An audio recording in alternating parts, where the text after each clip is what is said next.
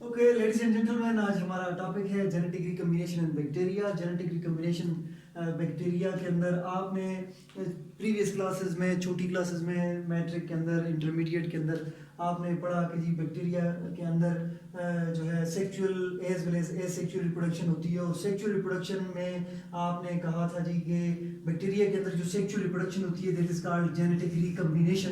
आज हम देखेंगे कि सेक्सुअल रिप्रोडक्शन क्या है और जेनेटिक रिकम्बिनेशन क्या है और किस तरीके से हम इसको कोरिलेट कर सकते हैं सेक्सुअल रिप्रोडक्शन के साथ, और क्या डिफरेंस है between genetic recombination and sexual reproduction. Students, जिस तरह हमें पता है कि जी सेक्सुअल रिप्रोडक्शन किसी भी ऑर्गेनिज्म के अंदर जब सेक्सुअल रिप्रोडक्शन की हम बात करते हैं तो फौरन दो चीज़ें हमारे जहन के अंदर आती हैं कि जी गेमीट्स होंगे, गेमीट्स, और गेमीट्स के साथ साथ हमारे पास वेरिएशन आएगी, variation. The offspring which is produced is variable as compared to their parents. अपने पेरेंट्स के मुकाबले में ऑफस्प्रिंग जो प्रोड्यूस होता है उसके अंदर वैरायटी हमें मिलेगी, बिकॉज कुछ जीन्स जो हैं वो मेल गेमीट से आ रहे हैं, कुछ फीमेल गेमीट से आ रहे हैं, और उनका नेट इफेक्ट हमें उस जनरेशन के अंदर, उस प्रोजेनी के अंदर मिल रहा है, और उसकी वजह से हमारे पास हल्की सी वेरिएशन आ रही है। इन फीचर्स की वजह से वेरिएशन एक इम्पॉर्टेंट फीचर है सेक्सुअल रिप्रोडक्शन का, लेकिन जो इम्पॉर्टेंट बात है वो ये है कि बैक्टीरिया के अंदर there is no concept of gamete. Gamete का कोई कंसेप्ट नहीं है, कोई मेल गेमीट और कोई फीमेल गेमीट का कंसेप्ट बैक्टीरिया के अंदर नहीं है। तो अगर गेमीट्स का कंसेप्ट नहीं है तो मैं तो अपने तौर पे इस बात पे कन्विंस्ड हूँ कि जी there is no sexual reproduction in bacteria. उसको हम सेक्सुअल रिप्रोडक्शन नाम नहीं दे सकते, उसको हम जेनेटिक रिकम्बिनेशन की नाम देंगे। अब हम देखते हैं कि what is the difference between sexual reproduction and genetic recombination.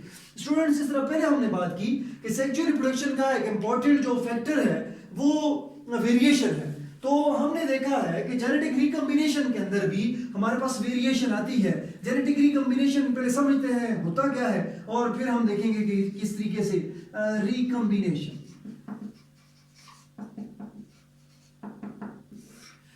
Recombination कहते हैं कि जी फर्ज करें हमारे पास कुछ छोटे छोटे फ्रैगमेंट्स हैं या कोई बड़ा एक फ्रैगमेंट है। जैसे हमारे पास एक ये फ्रैगमेंट है और एक दूसरा फ्रैगमेंट है, जीनोम नहीं है, कोई भी फ्रैगमेंट है, दो क्लॉथ के पीसेस हैं, दो क्लॉथ के पीसेस हैं। अब इन क्लॉथ के पीसेस को फर्ज करें इस एक पीस को मैंने यहां से काटा है, यहां से काट के इसके दरमियान ये वाला पीस मैंने ऐड कर दिया है, ये वाला पीस मैंने ऐड कर दिया है, और यहां से एक दूसरा पीस बेशक चले जी दरमियान में ना हो, मिडल में ना हो, कहीं कॉर्नर पे ये जो पीस यहां से निकाला था वो मैंने यहां पे ऐड कर दिया है।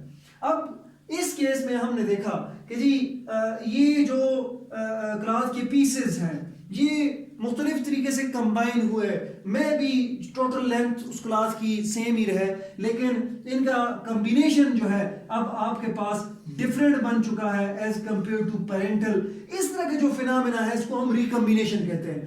तो जेनेटिक रिकम्बिनेशन का मतलब ये है कि जब एक ऑर्गेनिज्म के जीन्स का कोई सेगमेंट या जीनोम का कोई सेगमेंट, बहुत से जीन्स, एक जीन या जीन का कोई सेगमेंट या इवन कुछ न्यूक्लियोटाइड्स, वो अगर किसी दूसरे ऑर्गेनिज्म के जीनोम के अंदर जाके अपने आप को इनकॉर्पोरेट कर लें, अपने आप को इनकॉर्पोरेट कर लें, either in centre either eight ends, किसी भी जगह पे, और हमारे पास उस जीनोम का सीक्वेंस जो है वो डिस्टर्ब हो जाए, वो चेंज हो जाए, प्रीवियस के मुकाबले में वो चेंज हो, तो हम कहते हैं कि ये फिनोमेना क्या हुआ है, जेनेटिक रिकम्बिनेशन हुई है। स्टूडेंट्स, इस तरह इंट्रोडक्टरी लेक्चर में हमने बात की थी कि genetic recombination for the first time जो बैक्टीरिया के अंदर जो एक्सपेरिमेंट हुआ था दैट वाज इन 1920s की बात है। ग्रिफ्थ का एक्सपेरिमेंट था। ग्रिफ्थ के एक्सपेरिमेंट में हमने बात की थी कि जी ट्रांसफॉर्मेशन हुई।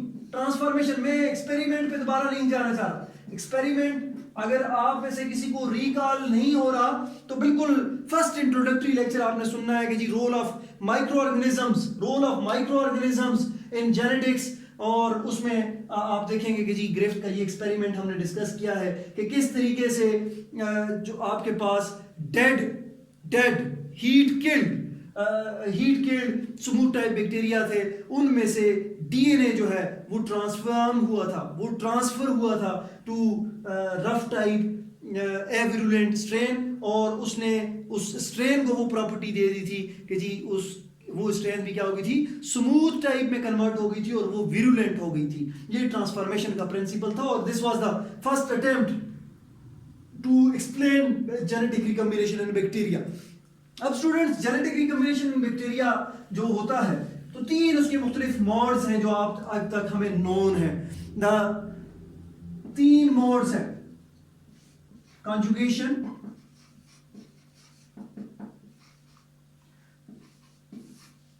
ट्रांसडक्शन और तीसरा ट्रांसफॉर्मेशन।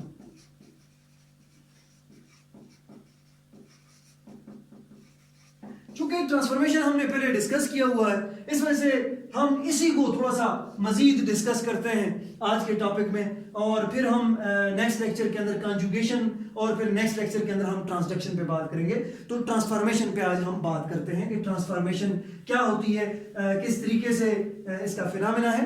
तो डिफिनीशन की हद तक जहां तक बात है ट्रांसफॉर्मेशन, हमने कहा था कि जी ऐसा फिनोमेना, ऐसा प्रोसेस जिसमें किसी एक बैक्टीरियल सेल से या किसी एनवायरनमेंट से डीएनए फ्लो करे टू अ बैक्टीरियल सेल, किसी बैक्टीरियल दूसरे सेल तक फ्लो करे और वो उस डीएनए का अपटेक कर ले, और वो प्रॉपर्टीज उस सेल की प्रॉपर्टीज जो हैं वो चेंज हो जाए, तो उसको हम ट्रांसफॉर्मेशन कहते हैं। नॉर्मली हम कहते हैं जी कि ट्रांसफर ऑफ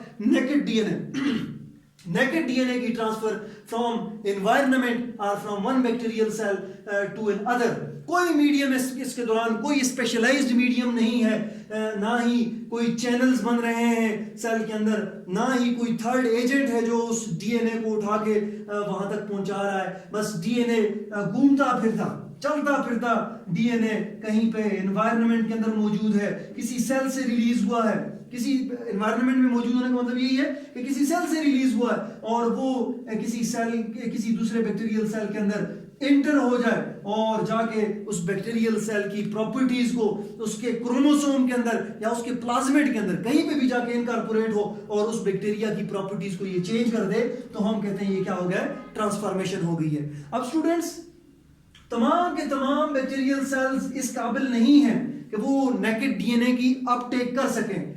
कुछ स्पेशलाइज्ड सेल हैं, कुछ सेल्स हैं बैक्टीरियल नेचर के, कुछ सेल्स हैं कि जो इस ऐसे जीनोम की नेकेड डीएनए की अपटेक कर सकते हैं। कुछ किस्म के बैक्टीरिया हैं जो इसकी अपटेक कर सकते हैं, सारे के सारा बैक्टीरिया इस डीएनए की, नेकेड डीएनए की अपटेक नहीं कर सकता। ऐसे बैक्टीरियल सेल जो नेकेड डीएनए की अपटेक कर सकते हैं उनको हम कॉम्पिटेंट सेल्स कहते हैं, उनको हम कॉम्पिटेंट सेल्स या कॉम्पिटेंट बैक्टीरिया कहते हैं। और वो बैक्टीरियल सेल्स जो नेकेड डीएनए का अपटेक नहीं कर सकते उनको हम नॉन कॉम्पिटेंट सेल्स कहते हैं, नॉन कॉम्पिटेंट सेल्स। अब नेचुरली कुछ वो सेल्स जिनके अंदर कुदरत ने ये सलाहियत रखी है, ये टेंडेंसी रखी है कि वो नेकेड डीएनए का अपटेक कर सकते हैं, उनको हम कॉम्पिटेंट सेल कहते हैं। और वो जो अपटेक नहीं कर सकते उनको हम नॉन कॉम्पिटेंट सेल्स कह सकते हैं। लेकिन स्टूडेंट्स, ये बात याद रहे कि हम नॉन कॉम्पिटेंट सेल्स को आर्टिफिशियली कॉम्पिटेंट बना सकते हैं। आर्टिफिशियली हम कौन कौन से मैकेनिज्म्स के जरिए उनको हम कॉम्पिटेंट बना सकते हैं। कहते हैं किसी भी सेल को अगर हम लो टेम्परेचर पे डील करें, लो टेम्परेचर पे इस तरीके से किसी ऐसे मीडियम के अंदर कि उस सेल का जो साइटोप्लाज्मिक कंटेंट है, उसके अंदर जो एक्वस मीडियम है वो क्रिस्टलाइज फॉर्म में न जाए, और उसको हम अगर कम टेम्परेचर पे लेके जा रहे हैं तो कम टेम्परेचर पे क्या होगा, जो फौरन एक अल्ट्रा लो टेम्परेचर की मैं बात कर रहा हूं, लेट्स से -80 डिग्री सेंटीग्रेड, इसके अंदर जब सेल को फौरन हम लेके जाएंगे तो साइटोप्लाज्मिक कंटेंट श्रिंक कर जाएगा और सेलुलर कंटेंट भी, जो सेल मेम्ब्रेन का कंटेंट है वो भी श्रिंक करेगा। लेकिन वो श्रिंक करके सेल के अंदर मर्ज नहीं होगा, बल्कि श्रिंकेज की वजह से उसके जो पोर्स हैं उनके दरमियान जो स्पेसेस हैं वो ज्यादा हो जाएंगी। वो ज्यादा हो जाने की वजह से अब वो इस काबिल हो गया है वो इस काबिल हो गया है कि जी अब मॉलिक्यूल, डीएनए मॉलिक्यूल को एक पोर साइज मिल गया है जिसमें से वो अंदर जा सकता है। लेकिन सिर्फ -80 डिग्री सेंटीग्रेड या लो टेम्परेचर से काम नहीं चलेगा। दूसरी जो चीज है वो हमें चाहिए बाइमेटालिक आयंस।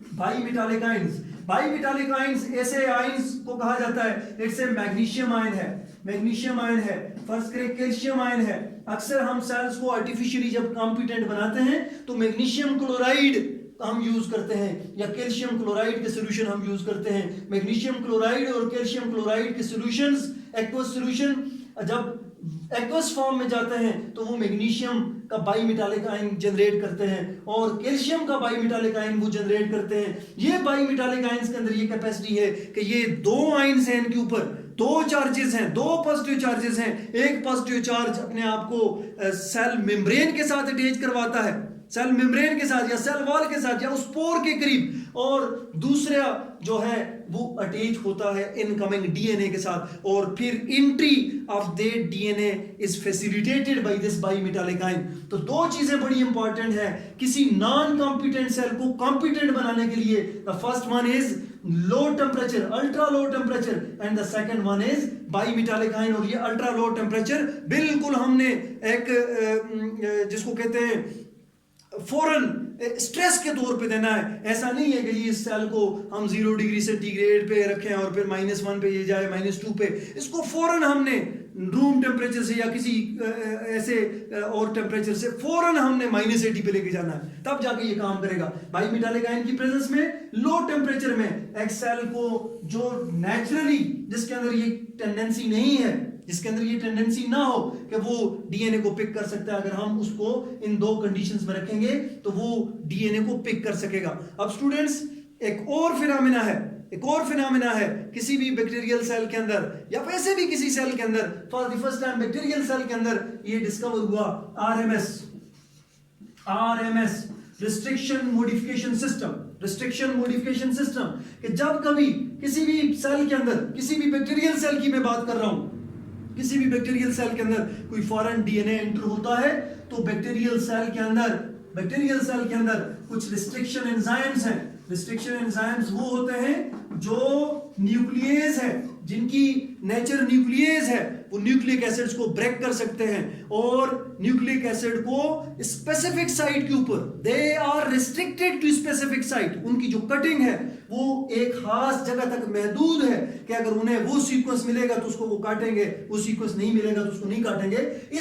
उस सीक्वेंस तक रिस्ट्रिक्ट होने की वजह से इनको रिस्ट्रिक्शन एंजाइम्स कहा जाता है। ये हमारा अलग एक पूरा टॉपिक भी है, रिस्ट्रिक्शन एंजाइम्स हम बात करेंगे। तो सेल के अंदर रिस्ट्रिक्शन मॉडिफिकेशन सिस्टम होता है। रिस्ट्रिक्शन मॉडिफिकेशन सिस्टम भी किसी भी जो इनकमिंग डीएनए है उसको ब्रेक करने की कैपेसिटी रखता है, ये जो रिस्ट्रिक्शन सिस्टम है। और बाज़ औक़ात इसका जो रिवर्स है वो मॉडिफिकेशन सिस्टम है कि जी सेल के अंदर जो ही डीएनए एंटर होता है तो वो अपने आप को इस तरीके से मॉडिफाई करता है कि ना ही उसका 5 प्राइम एंड विजिबल होता है, ना ही उसका 3 प्राइम एंड विजिबल होता है, और एंजाइम्स ये डिटेक्ट नहीं कर पाते कि ये डीएनए है या क्या बला आ गई है। तो ये मॉडिफिकेशन सिस्टम और रिस्ट्रिक्शन सिस्टम, ये दो चीजें हैं, इनका कॉम्बिनेशन होता है, ये बड़ा इंपॉर्टेंट है। अगर किसी सेल के अंदर सेल को हमने कॉम्पिटेंट भी बना लिया है और डीएनए को हमने उसके अंदर इनकॉर्पोरेट कर लिया है, और डीएनए इनकॉर्पोरेशन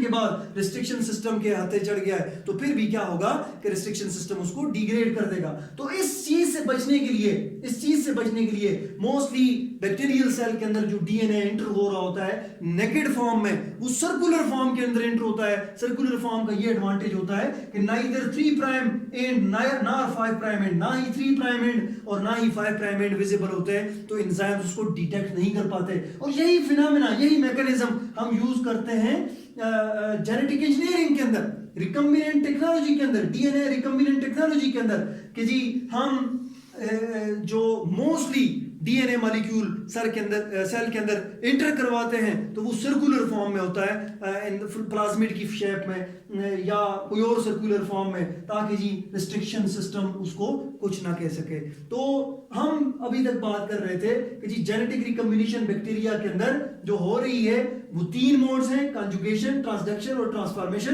ट्रांसफॉर्मेशन क्या है कि जी transfer of naked DNA from one bacterial cell to another is called transformation. Transformation का एक्सपेरिमेंट हमने पहले पढ़ा हुआ है, उस लेक्चर के अंदर आपने देखना है। हमने ये कहा कि जी तमाम के तमाम सेल्स के अंदर ये कैपेसिटी नहीं है कि वो डीएनए का, नेकेड डीएनए का अपटेक कर सके।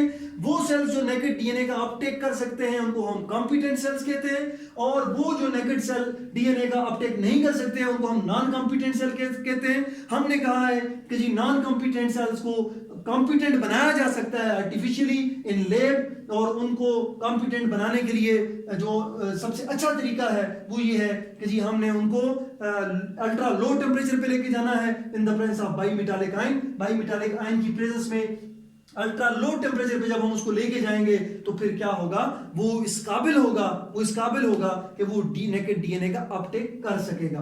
तो ये हमारी आज के लेक्चर है ट्रांसफॉर्मेशन पे। अगले लेक्चर के साथ हम हाजिर होंगे जिसमें हम ट्रांसडक्शन पे बात करेंगे। शुक्रिया।